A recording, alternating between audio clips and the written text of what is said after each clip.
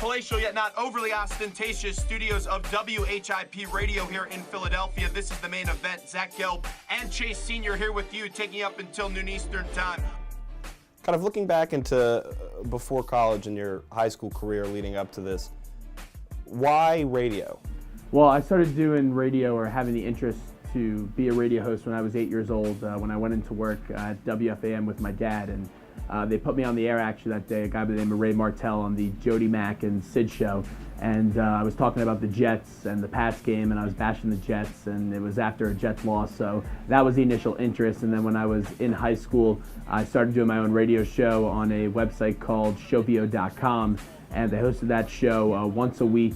It was every Wednesday night, and that was the initial interest that I got from it, and I started to really go out there and learn the craft of this industry, developing a personality. Philly's #1 college radio station, WHIP, Zach Gelb and Chase Sr. here with you. When you came to WHIP, what did you notice? What stuck out to you? I realized it was the real deal. The sports director at the time was Adam Clark. He was the one who hired me, and then Ray Boyd came in after him when Adam went to the assistant GM position. And they were serious from the start. They expected high standards.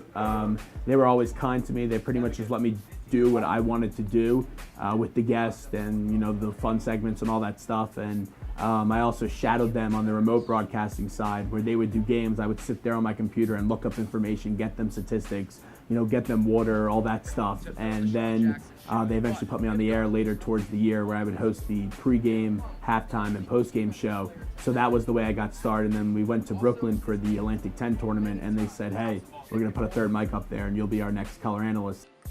Hey, Charlie, it's Zach Gelb. How you doing? I do the play-by-play for the football game. I do color analyst for the basketball game, but I'm in charge of also making decisions of whose voices will be heard to paint the picture via radio, because when you do play-by-play on radio, you have to paint the picture of what's going on. On the way out here with Charlie Manuel, final one with the 2008 World Series champion manager. You got a chance to have a great relationship. I don't even look at it as work.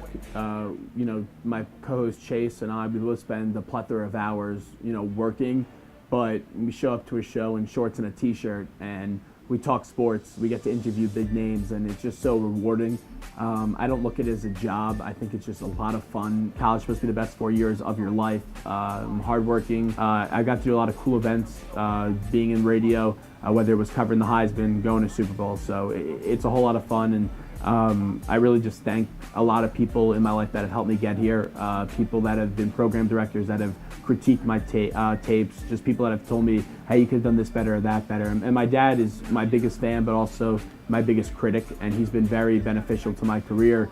I'll do an interview and I'll mess up on something and no one else will catch it, but he will, and he'll point it out to me. So it's good, because that's how you try to perfect your craft and get better each and every day.